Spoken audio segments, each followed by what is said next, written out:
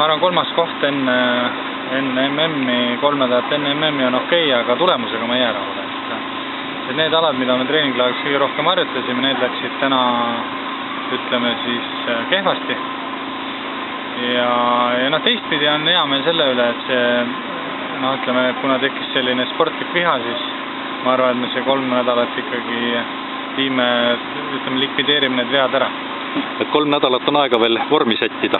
Ja nende aladega tegeleda eriti, mis täna läksid kehvasti ja ma arvan, et küll moo üles saame. No missugused sihid Šveitsiks endale seatud on?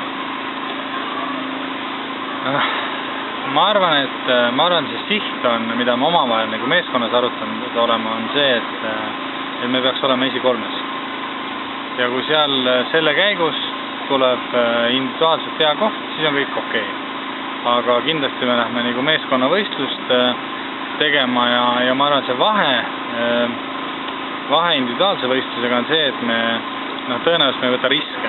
100 lõikust me lähme tegema ikkagi kinda peale, individuaalvõistlus alati võid nagu lõigata 1-2 millimeetrit rohkem, siis 100 lõikuses seekord, meeskonnavõistlus pead ikkagi arvestama nagu kõigiga. Kuidas see praegune koondis tundub? Võib sellega välja minna? Kindlasti võib minna välja, ega tänagi võistlus näitas ju, me läksime, Eesti koondis läks taasime esimese 3 koha peal. Ja ma arvan, et väga hea koondis.